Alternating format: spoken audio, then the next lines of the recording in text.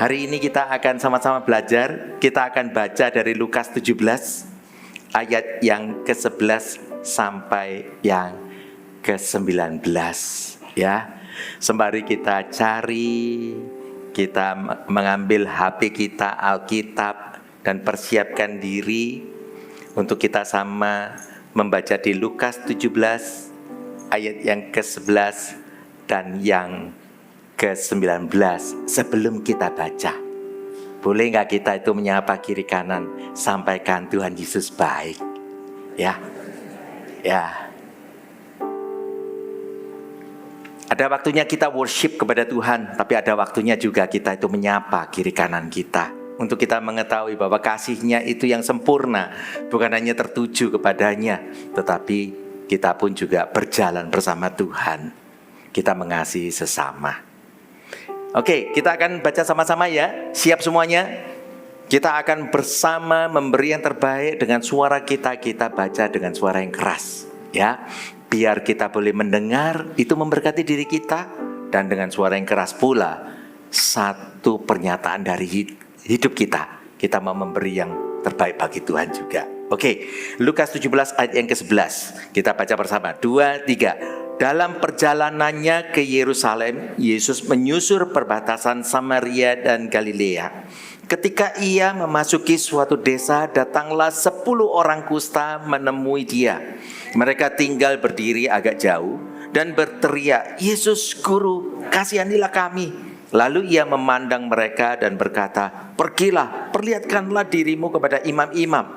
Dan sementara mereka di tengah jalan, mereka menjadi tahir. Seorang dari mereka ketika melihat bahwa ia telah sembuh kembali, sambil memuliakan Allah dan dengan suara nyaring, lalu tersungkur di kaki Yesus dan mengucap syukur kepadanya. Orang itu adalah seorang Samaria.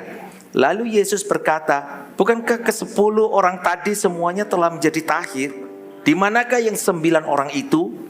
Tidak adakah di antara mereka yang kembali untuk memuliakan Allah selain daripada orang asing ini?" Lalu ia berkata kepada orang itu, "Berdirilah dan pergilah, imanmu telah menyelamatkan engkau." Katakan amin.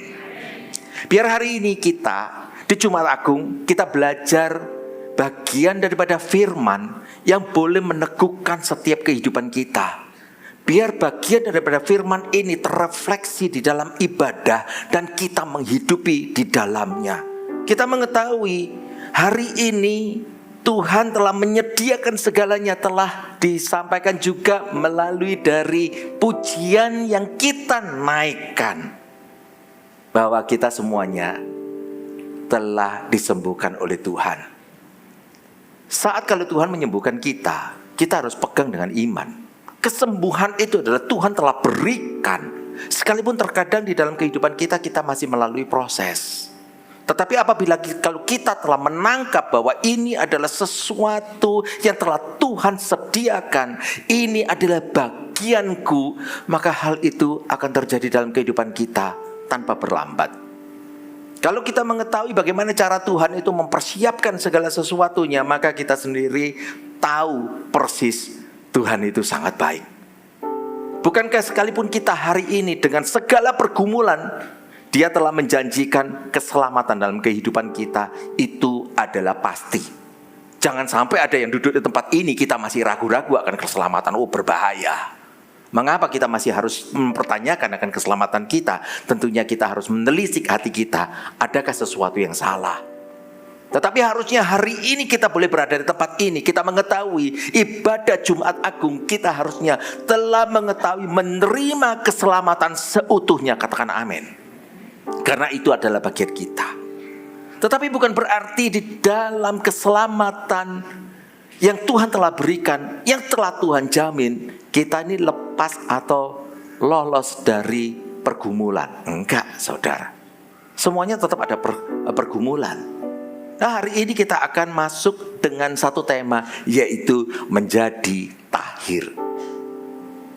Tuhan sudah menenun setiap daripada manusia yang ada. Firman menyatakan bahwa Tuhan menenun di kandungan ibu. Itu adalah suatu jaminan dari awal sebelum seseorang menyadarinya. bahwa Tuhan memberkati. Sekalipun di dalam kehidupannya, perjalanan hidupnya, dia bisa ada sakit penyakit, pergumulan, konflik, macamnya banyak, saudara. Tapi di sini hari ini kita akan belajar menjadi tahir.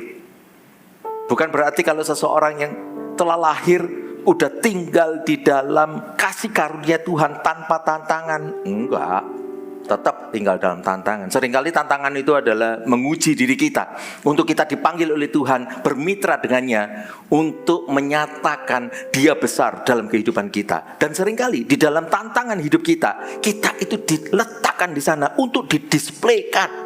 Tapi seringkali anak Tuhan gak mau, karena waktu didisplaykan itu sesuatu yang gak nyaman, sesuatu yang merasa enggak seperti diri kita. Karena setiap manusia mintanya apa? Berdoa gimana? Kita mintanya makmur ya, tanpa masalah, semuanya beres. Tapi tetap ada, saudara, supaya kita itu memiliki empati, memiliki hati, dan kita menolong orang lain, bergerak bersama, bergandengan tangan. Karena kita pernah merasakannya. Maka dikala kalau kita ini ditanya oleh seseorang yang meminta untuk konsel dengan kita, waktu konseling, mempertanyakan sesuatu, kita pun boleh berdiri di sana menjadi jawaban. Tapi seringkali orang itu nggak mau. Kalau kita ini dipanggil oleh Tuhan untuk menjadi jawaban, tentu prosesnya banyak.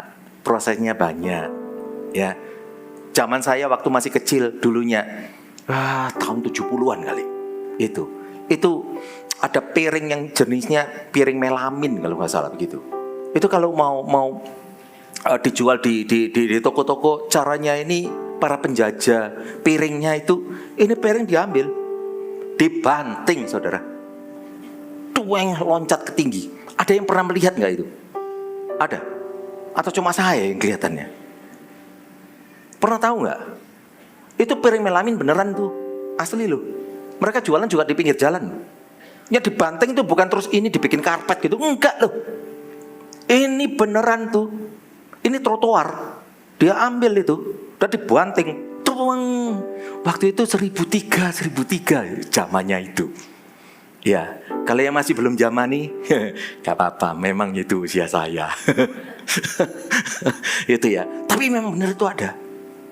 1003 piringnya dibanting. Itu kalau sampai pecah, dia ngambil yang lainnya lagi, tetap 1003, dibanting lagi dengan cara yang sama. Itulah display itu. Makanya dalam kehidupan kita, seringkali kita itu juga mengalami banyak masalah. Hidup kita juga didisplaykan sama Tuhan. Jangan sampai kita pernah menyerah. Tuhan tidak pernah menyerah. Ya, kalau kita ada Tuhan di dalam kita, hidup kita anti pecah, dijamin tidak merotoli. Itu di dalam Dia. Hari ini kita belajar menjadi tahir. Arti daripada tahir di KBBI bahasa Indonesia itu artinya adalah bersih, suci, dan murni. Saya juga mengkais-kais untuk mencari adakah kata tahir di kamus Alkitab. Ternyata ada. Sebutannya adalah kata riso. Bukan kata riso, tapi ini menjadi satu ya. Kata riso itu. Bukan katanya riso. Kata riso dalam bahasa Yunaninya itu artinya dijadikan bersih. Hidup ini dijadikan bersih dan dibebaskan dari segala yang kotor, dan dibebaskan dari dosa dan pelanggaran. Tuhan kepingin untuk menjamah hati kita, untuk kita ini diubahkan. Tapi ada cara gimana kita itu mau menghampirinya. Yang pertama, biar ini ada 3 prinsip kebenaran yang kita akan belajar. Yang pertama adalah pengharapan di dalam Yesus. Saat kalau kita berpengharapan di dalam Yesus, jangan pernah tinggalkan pengharapan itu. Dia akan terus memimpin, Dia akan membawa hidup kita. Jangan pernah menyerah. Jangan pernah menyerah. Maka kekuatan ilahi itu ada di dalam kehidupan kita. Ya, saat kalau ada cobaan maupun yang lainnya, percaya saya, Tuhan memiliki satu pengharapan dalam kehidupan kita juga, kita yang tidak pernah menyerah. Dan pengharapan dari manusia, yaitu mengharapkan Dia menjadi kekuatan, di mana kita boleh berpijak, Dialah batu karang yang teguh. Dan kehidupannya itu ada di dalam kita. Maka kekuatan daripadanya tak terhancurkan, tak tersentuh oleh apapun. Tetapi terkadang di dalam masa proses itu kita sendiri bisa mengeluh. Sama seperti ini, ada 10 orang yang terkena kusta. Mereka mau menghampiri, karena zaman itu apabila seseorang yang terkena kusta itu tidak boleh menghampiri siapa-siapa. Pergi ke sinagog pun juga tidak diizinkan. Jadi bisa bayangin betapa terkucilnya seseorang apabila dia zaman itu terkena kusta. Berat sekali penghidupannya, karena mereka itu hanya bisa tinggal dengan kelompok yang sama-sama kusta. Nah, saya ini dibesarkan dengan cerita yang ternyata saat ini saya gali ada kesalahan. Ya, maka dari itu kalau kita ini belajar untuk mengajari anak-anak, ya, ayo kita itu belajar yang baik. Kita mulai belajar sama-sama ya. Gak apa-apa, kalau kusta itu ternyata adalah penyakit kulit, ya itu memang benar. Menyerang syaraf, iya itu memang benar. Tapi saya dulunya diajari, diberitahu kalau kusta itu ternyata jari-jari itu bisa copot, terus bisa keluar darahnya, menetes-netes. Ada yang pernah mendapat cerita macam gitu nggak? Ada. Banyak yang mengangguk ternyata. Saya beritahu kepada Bapak Ibu Saudara ya, mohon cerita itu dihentikan, karena cerita itu hoax. Ayo, kita sampai bingung jadinya ya. Ini gimana ya? Saya kepinginnya begini loh, nggak apa-apa. Yang udah salah, hentikanlah. Jangan dilanjutkan lagi dengan cerita yang salah. Jangan-jangan nanti cerita itu adalah cerita yang seneng banget gitu ya. Saya percaya begini, kalau saya menjadi anak yang taat kepada orang tua, nggak perlu kok kalau saya itu perlu untuk diancam dengan cara sedemikian rupa.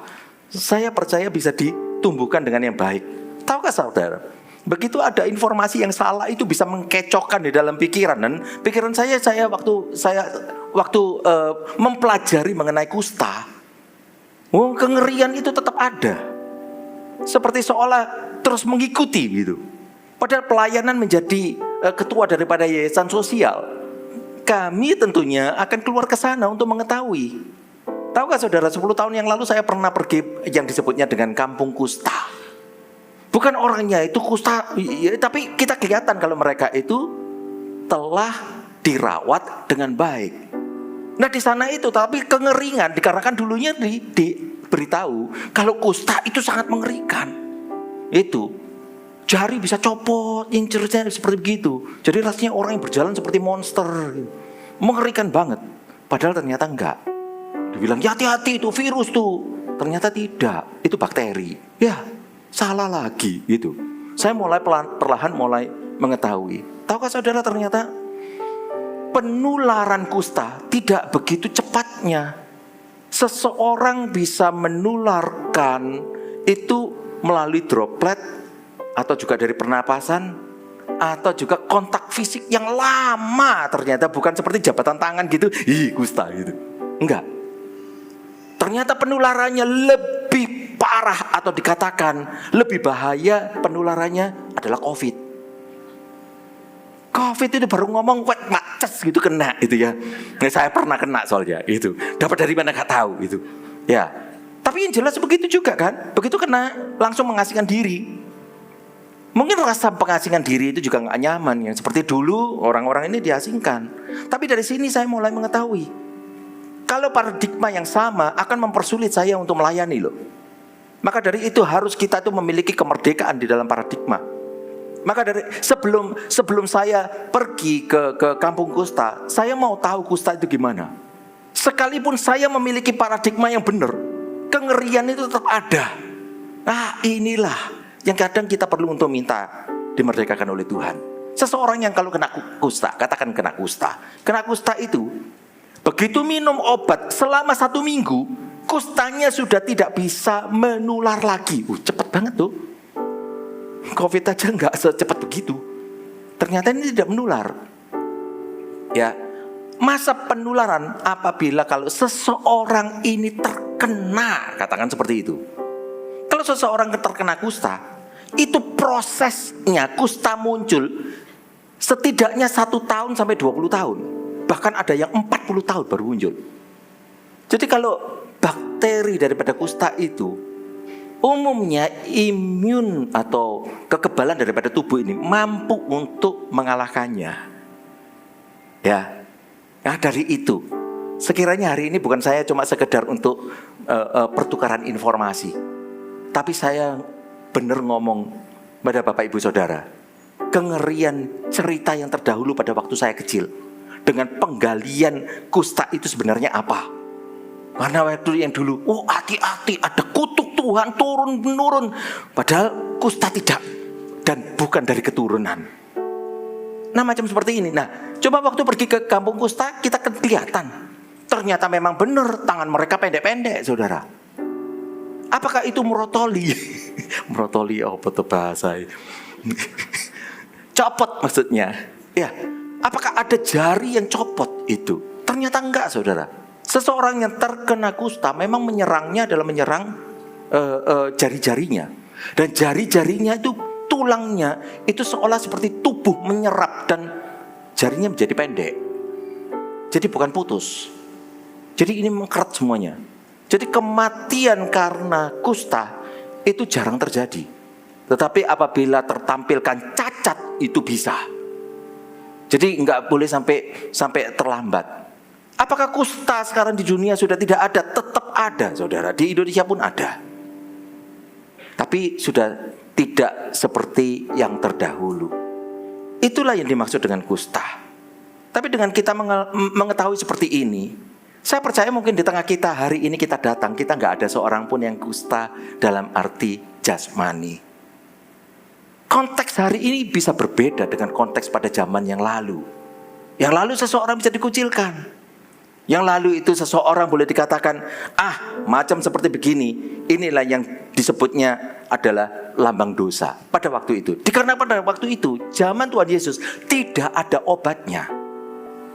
Apabila kusta tidak diobati, memang jarang sekali yang bisa sembuh dengan sendirinya. Oleh karena itu pada zaman itu, bukan hanya sekedar medis, karena medisnya juga nggak ada, tetapi mereka minta mujizat Tuhan.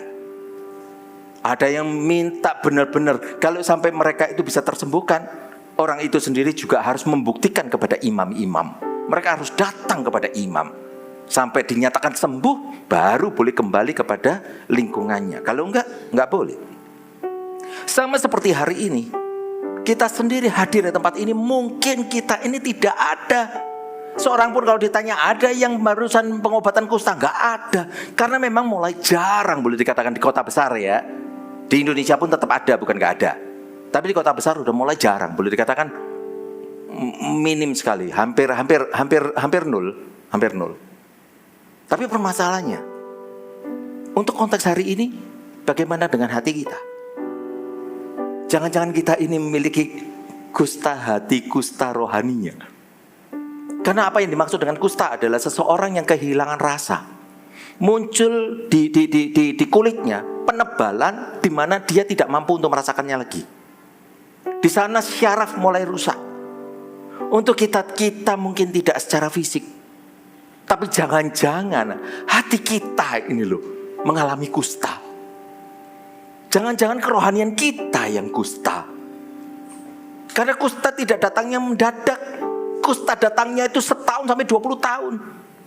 Jangan-jangan kita sendiri mengalami satu pergumulan, tetapi kita tidak langsung menghampiri raja di atas segala raja, meminta kekuatan dari Tuhan untuk mentahirkan kehidupan kita. Kita nggak minta. Kita masuk di dalam pergumulan kita sendiri. Dan lambat laun, apa yang terjadi? Kehilangan kesensitivitasan. Secara perlahan. Kalau dulu mendoakan orang mungkin langsung menangis coer-coer gitu. Yang sekarang karepmu gitu ya. Ketemu orang yang udah kita gesekan gitu. Belum lagi kita bicara misalkan seperti ya entah ini, kan kita sama-sama tahu hubungan menantu dan mertua, itu kan story yang lama ya. Bisa dibikinkan sinetron gitu loh.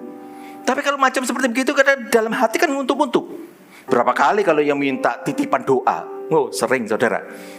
Menjadi host pastor memang sering dititipi doa. Tolong ya, doa untuk mantuku loh. Ya, harus doa sendiri. Itu. Tapi gak apa-apa. Itulah suatu pergumulan. Tapi kita kan harus mulai belajar. Ternyata kenapa? Loh, ayo ampuni. Sehingga pada waktu nanti komunikasi dengan menantu itu sungguh hadirat Tuhan hadir, dan itu membawakan damai sejahtera. Itu yang terindah. Bukan hati masih muntuk-muntuk, deket, moh, dari jauh aja ku doakan gitu.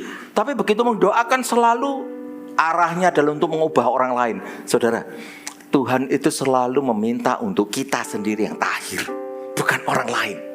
Kalau memang kita ini tidak ada masalah, kalau mau berdoa, percaya ya, kalau orang lain yang tidak bersinggungan dengan kita, biasanya untuk mendoakan, untuk doa kesembuhan, kita rasanya langsung bisa lepaskan doa kesembuhan itu cespleng, wenteng, plong keluar dari hati.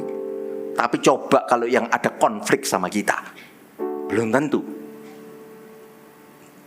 kita akan mendoakan rasanya bisa plong model kayak gitu.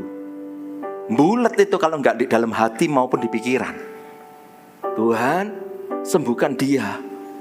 Tapi sekiranya mau keluar tapinya gitu. Oke? Tangan kuatmu mengubahkan hidupnya sehingga dia tidak lagi menyakiti orang lain. Engkau telisik hatiku, aku terluka. Loh, ini boleh bulat doanya. Kok jadi bulat gitu. Kita bisa mengetahui macam seperti itu. Oke. Jadi gak ada kalau kita datang ke hadapan Tuhan terus kita ngomong, Tuhan aku terima pengampunan darimu, tetapi aku masih belum bisa mengampuni dia. Wah, ini dia. Awal mula mungkin saudara akan berdoa seperti begitu. Ya ini yang saya sebutnya kusta rohani tahap 1. Itu aja, tahap 1. Loh, kalau udah nanti dibiarin terus kan, itu kan tambah lama tambah hilang kesensitivitasan kan. Kalau sudah hilang kesensitivitasan, pasti waktu kita diajak ngomong, kita ngomong, enggak wis kamu aja. Ini aku utus kamu gitu. Ini aku utus dia untuk mendekati. Kacau saudara. Enggak peduli bagaimanapun juga Tuhan itu mau untuk kita yang keluar ke sana. Hari ini adalah hari secara spesifik Tuhan telah tentukan di semua GMS se-Indonesia. Ini adalah KKR kesembuhan.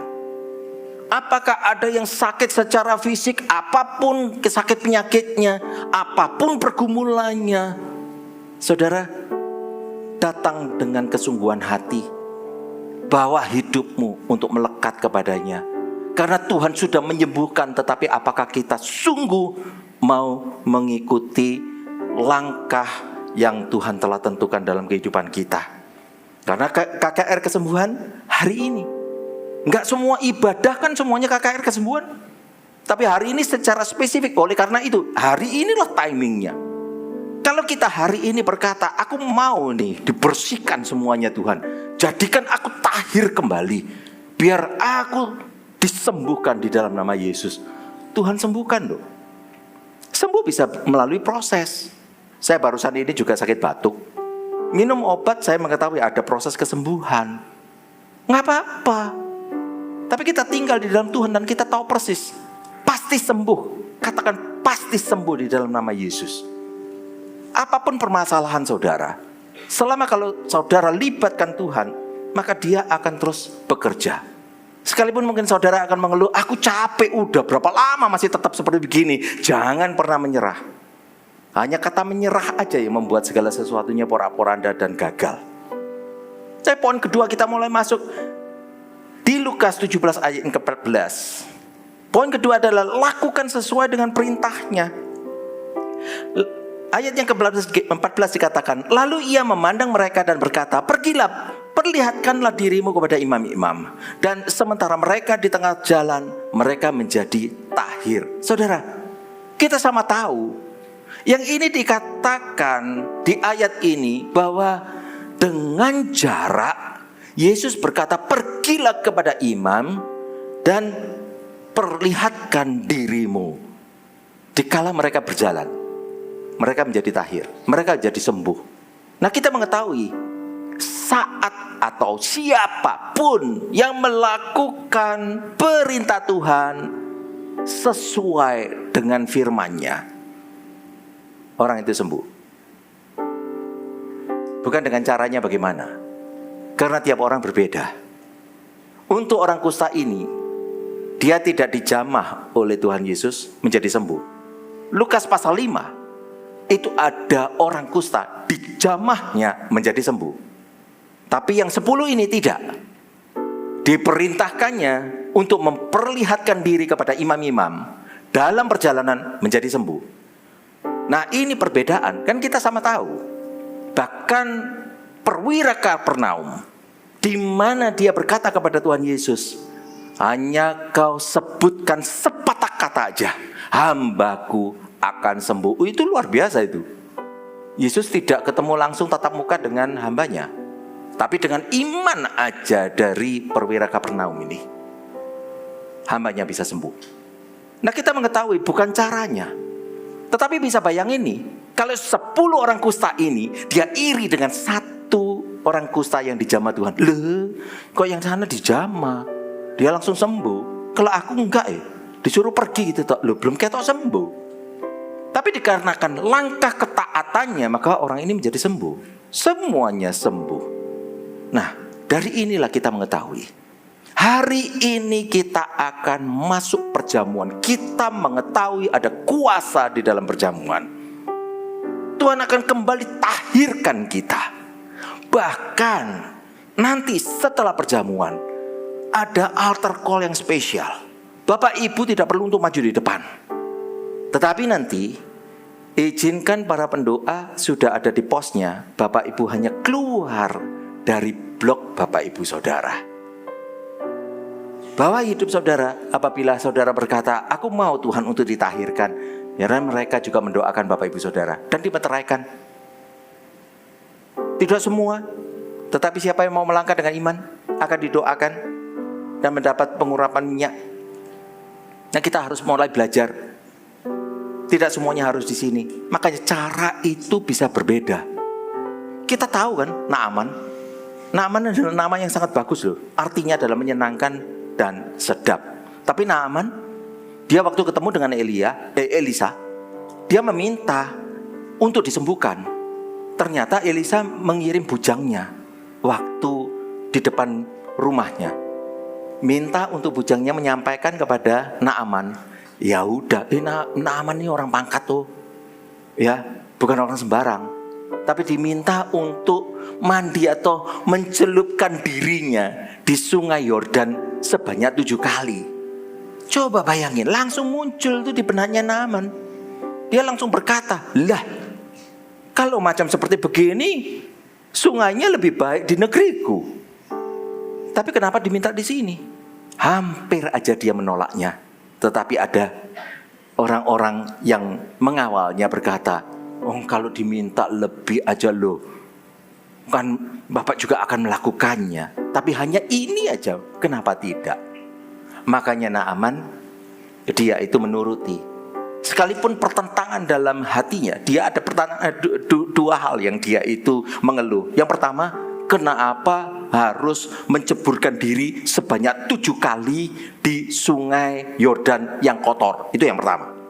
Yang kedua, lah, aku udah jauh-jauh datang, aku kepingin untuk ketemu dengan abdi Allah, tapi abdi Allah mengirim bujangnya keluar dari rumah aja gak mau. Hanya menyampaikan untuk menceburkan diri 7 kali di sungai yang kotor. Harapannya dia, loh, ya abdi Tuhan itu yang keluar. Terus tumpangan tangan, habis gitu menyembuhkan dengan segera. Kenapa dengan cara begini? Untungnya Naaman itu mau melakukan sesuai dengan firman Tuhan. Ingat loh ya, Tuhan sendiri tidak meminta untuk Elisa keluar, jamah Naaman dan sembuhkan. Tidak. Tuhan menyampaikan perintahnya untuk Naaman, dan disampaikan bukan Elisa sendiri yang keluar dari rumah, tetapi melalui bujangnya. Dan bujang yang menyampaikan tinggal sekarang adalah terserah dengan Naamannya kan. Naaman mau melakukannya apa enggak? Kalau mau, yang sembuh siapa? Sama seperti begini juga. Kenapa kok ada altar call di depan? Kenapa kok ada altar call di pinggir? Lu yang ngurapnya bukan Pak Liang. Bukan urusannya Pak Liang manjur apa enggak. Salah saudara. Tetapi kita mengetahui, kalau memang Tuhan itu memperkenankan mereka, nah mereka lah orang yang diurapi Tuhan. Pandang wajah Tuhan, jangan melihat manusia. Belajar. Hari ini kita semuanya lagi diajar nih hati kita nih. Ya, memastikan diri kita, siapa yang tahu? Karena kita penampilannya semuanya sehat, tetapi di dalam bisa nih kita kusta rohani. Kita nggak pernah tahu. Karena segala sesuatu akan berbalik di dalam hati kita. Motivasi juga ada di sana, dan segala sesuatunya ada tinggal di dalam. Tapi kita mulai belajar. Akui orang yang memang diutus oleh Tuhan. Di sanalah kemenangan akan terjadi, katakan amin. Sama seperti ini juga. Nanti saudara berjalan aja. Naaman menjadi tahir dikarenakan dia mau taat kepada perintah Tuhan. Coba bayangin aja, kalau disuruh 7 kali, suruh 7 kali ceburkan diri, suruh mandi ya. Bisa bayangin misalkan jebur pertama, kedua, ketiga, keempat, kelima, keenam, dia bilang bosan udah 6 kali nggak sembuh, ngapain aku pulang. Dia bisa loh, bukan nggak bisa, dia punya choice, dia punya pilihan. Kalau dia juga datang jauh-jauh, loh kenapa kok pembantunya yang keluar, kok bukan abdi Allahnya? Wah, kalau aku macam seperti gini, nehi. Wih, kok nehi? Udah ditolak aja dan dia langsung pergi, dan habis gitu dia nggak mau dia ada di sana, dia berpulang. Kalau dia putar pulang, dia nggak sembuh loh, dia nggak sembuh. Sama seperti kita sendiri nggak tahu. Saya nggak mampu untuk menjamin. Tetapi hari ini saya berkata, iya pasti. Ini ada KKR kesembuhan. Kesembuhan secara fisik atau rohani.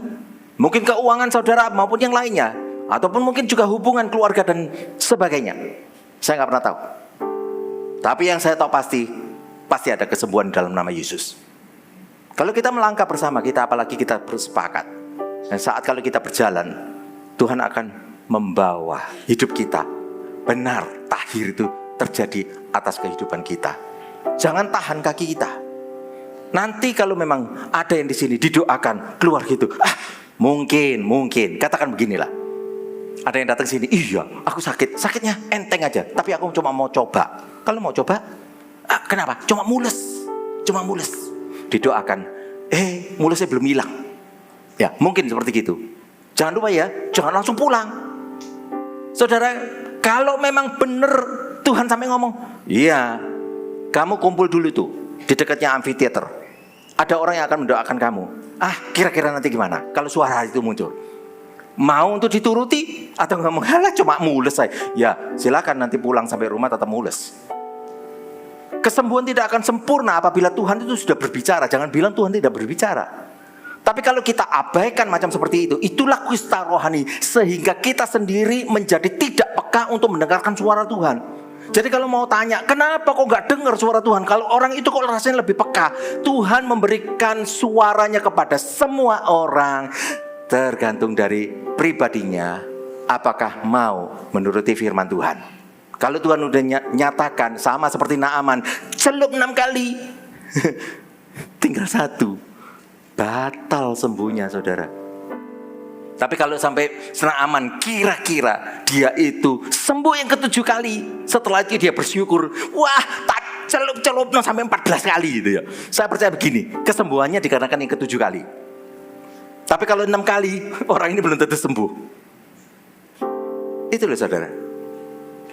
Nggak akan menambah kesembuhannya kalau dia celupkan lebih ke-8, ke-9, ke-10 sampai ke-14. Nggak tahu kalau memang sampai celup-celup kelelahan terus minum air daripada celupannya. Tapi kita tahu persis gimana cara Tuhan itu bekerja. Selama pada waktu dia membawa hatinya dan dia berikan kepada Tuhan, dikala kesombongan, sakit hati, amarah, dendam, semua lepas. Kesembuhan Tuhan terjadi, menjadi tahir. Yang ketiga adalah mujizat itu untuk kemuliaan Tuhan. Ingat akan hal ini. Maka dari itu yang dikatakan di dalam firman-Nya di ayat yang ke-17 dikatakan, lalu Yesus berkata, bukan ke-10 orang tadi semuanya telah menjadi tahir? Di manakah yang 9 orang itu? Tidak adakah di antara mereka yang kembali untuk memuliakan Allah selain daripada orang asing ini? Itu dipertanyakan. Saudara, seseorang yang beriman kepada Tuhan, dia bisa mendapatkan apa yang dia minta. Karena Tuhan itu tidak menahan kebaikannya. Kalau hanya minta untuk sembuh kustanya, 9 orang itu sembuh loh. Apakah Yesus di sini mengancam, lu mari tak sembuhno sekarang gak balik kusta maneh? Kapan? Tolong ya, jangan dimodifikasi ayatnya juga ya Bapak Ibu Saudara. Tolong ya. Jadi kita ini nanti kalau ngajari anak-anak kita itu ngajari dengan benar. Makanya dibawa pergi ke Eagle Kids. Zaman dulu belum ada. Ya, kita belajar firman itu dengan tepat dan benar. Ayat firman Tuhan itu untuk kita ini menghormati Tuhan, takut dan gentar menghormatinya. Bukan karena kita ini ketakutan. Jangan firman Tuhan untuk mengancam. Jangan informasi untuk menenangkan anak tetapi memberikan tekanan. Jangan saudara. Nah kalau kita udah mengetahui seperti begini, kita mengetahui yang 9 itu tidak kembali. Tapi kita tahu juga yang 9 itu sembuh. Hanya kesembuhannya tidak menyentuh hatinya. Sembuh jasmaninya, hatinya enggak. Nah dalam kondisi seperti gini kita tahu juga. Dikatakan di sana, berdirilah dan pergilah, imanmu telah menyelamatkan engkau. Ini disampaikan kepada yang satu itu. Maka kita mengetahui yang satu ini bukan hanya sembuh akan fisiknya, tetapi juga rohaninya, plus mendapat berkat yang luar biasa. Nah inilah kita. Maka dari itu, mengapa yang satu ini kembali lagi? Kenapa? Karena dia tahu persis mujizat yang terjadi dalam kehidupannya untuk kemuliaan Tuhan. Bapak Ibu kalau sudah disembuhkan oleh Tuhan, memiliki suatu kemenangan di dalam kehidupan saudara, entah apapun dalam hal gimana pun. Jangan pernah bungkam ya. Jangan hanya berkata gini, thank you Tuhan, selesai. Enggak selesai. Bapak Ibu harus datang untuk memberi kesaksian. Bila sembuh, jangan lupa kesaksian ya. Karena mujizat itu adalah untuk kemuliaan Tuhan. Saya undang untuk memuji. Kita mengetahui bagaimana cara Tuhan untuk bekerja di tengah kita. Oleh karena itu di sini pun juga disiapkan semuanya. Untuk semuanya kalau kita ini ya, tantangan Tuhan itu macamnya banyak. Kalau hari ini yang perlu untuk didoakan ekstra lagi, jangan pernah berhenti. Saya mana tahu. Yang jelas ini adalah ibadah yang ketiga. Masih ada ibadah yang keempat, masih ada ibadah yang kelima. Kalau saudara berkata, aku iman ya aku sembuh. Loh ya datang ke ibadah 4 dan kelima. Kalau memang aku percaya sembuh untuk didoakan di bagian atmosfer, lu datang aja ke sana untuk didoakan. Tuhan akan menjawab setiap daripada apa yang ada di dalam doa kita. Dia tidak pernah untuk meninggalkannya. Dia akan menepati janjinya. Tetapi apakah kita mau melakukan sesuai dengan perintahnya? 3 hal untuk menjadi tahir. 3 prinsip kebenaran yang kita belajar. Yang pertama adalah miliki pengharapan di dalam Tuhan Yesus. Jangan pernah berhenti. Yang kedua adalah lakukan sesuai dengan perintahnya. Lakukan segera, jangan berlambat-lambat, jangan tahan diri. Dan jangan izinkan kusta rohani itu menjadi tebal sehingga kita kehilangan rasa. Semakin lama semakin kehilangan rasa. Tetapi apabila Tuhan telah menjamahmu, jangan lupa kepada Sang Penyembuh. Karena mujizat itu untuk kemuliaannya.